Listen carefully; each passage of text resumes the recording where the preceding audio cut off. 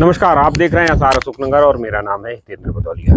इस समय एसआर अशोकनगर पर आप देख रहे हैं अशोकनगर की धरोहरों की एक विशेष सीरीज और उसी के तहत आज हम खड़े हैं गढ़पैरा में। गढ़पैरा को अगर स्थान के तौर पर समझा जाए तो अशोकनगर के सबसे प्रसिद्ध स्थान करीला के बिल्कुल नीचे की पहाड़ी पर है।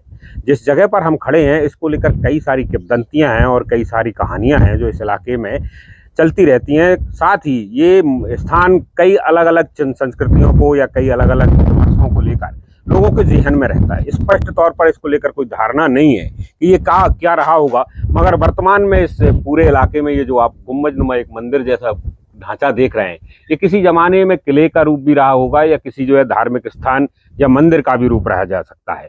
अभी वर्तमान में दो अलग अलग कमरों नुमा खंडरों में हनुमान जी और भगवान शंकर की प्रतिमाएं स्थापित कर दी हैं, जो हाल ही के दिनों में की गई हैं, क्योंकि इससे पहले ये नहीं होती थी। सबसे बड़ी चीज़ जिसके लिए अभी जाना जाता है, यहाँ पर दफीना के लिए लोग बहुत काम करते हैं।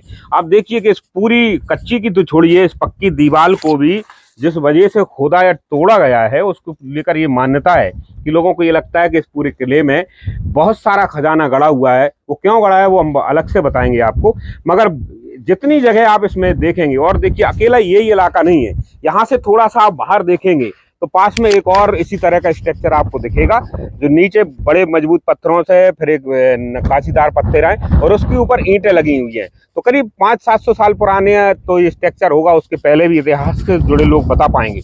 मगर ये पूरी पहाड़ी पर ये किले नुमा जो है इलाका था, जिसे आप गढ़ी भी कह सकते हैं, कोई धार्मिक स्थान कहते हैं। हम जो बात कर रहे हैं कि इस पर क्या आक्रमण रहे होंगे, जो इसकी तोड़ फोड़ के पीछे कारण है, वो एक बड़ा वजह हो सकती है कि इस्लामिक समय में इस पर आक्रमण रहे हों। मगर मूल वजह जिसको लेकर ये बात है कि दफीना क्यों एक्चुअली में लोग यहाँ खोदते हैं। अब आप इस साइड जब बात करेंगे तो चारों तरफ इस मंदिर के सामने जो इलाका है, देखिए जो जिन दो मंदिरों की हम आपसे बात कर रहे थे आपको दिखाते हैं। तो एक जो मंदिर है जिसमें हनुमान जी स्थापित कर दिए गए हैं, और यहाँ से अगर ऊपर तक देखेंगे तो आपको एक गुंबज उसमें दिखाई देती है। जबकि दूसरी तरफ आप चले जाएंगे, इसी में से आप उधर देखेंगे आप तो वहां आपको शंकर भगवान दिखेंगे।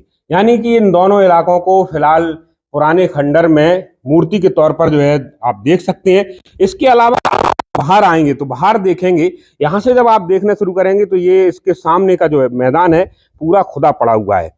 और सामान्यतः इस पूरी की पूरी पठार पर, इस पहाड़ पर इस तरह की मिट्टी नहीं है, क्योंकि ये चूना मिक्स मिट्टी है जो एक बड़े स्ट्रक्चर को लेकर बनाई गई थी। क्योंकि नीचे भी कई तरह के खंडर, तो एक बड़ा खंडर यहाँ बनाया गया है, यानी बड़ा कोई महल जैसी चीज रही होगी, किला रहा होगा जिसको गिराया गया है।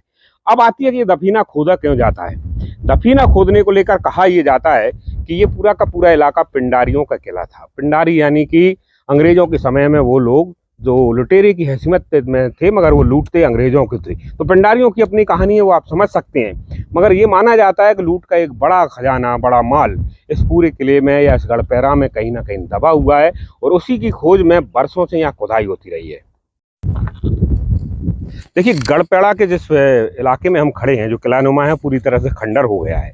इसको लेकर पिंडारियों की कहानी अपनी तरह से है, किसी धार्मिक स्थान की कहानी अपनी तरह है, या किसी तरह का किला या किसी रक्षा टुकड़ी का जो है इलाका भी हो सकता है।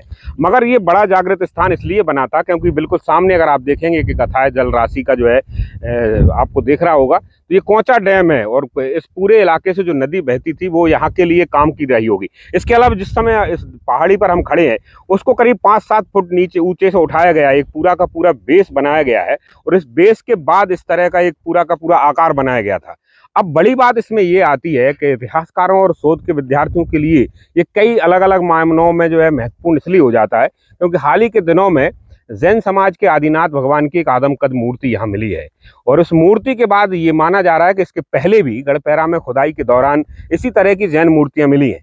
तो टूमैन का इलाका रहा हो, मंगौली के आसपास रहे हों, और भी कई इलाके रहे हों, तो वहाँ पर जैन मत से मिले कई सारे जो है पुराने चीज़ें हैं जिनमें मूर्तियां भी हैं और दूसरी चीज़ें। तो ऐसे में ये माना भी जा सकता है कि जैन समाज से जुड़े शासक के समय में ये स्थान किसी जैन भगवान का या जैन दर्शन से जुड़े किसी बड़ी चीज का स्थान हो सकता है। और यहाँ पर बड़ा धार्मिक केंद्र रहा होगा, क्योंकि आदमकद अगर मूर्ति जैन समाज की मिल रही है और वो भी करीब 5-7 फुट नीचे, तो ये माना जा सकता है कि कोई बड़ा केंद्र उस समय भी हो सकता है। तो इतिहास इसके खंगालने की प्रयास करेंगे तो इसमें सिलसिलेवार तरीके से कई सारी चीजें मिलेंगी।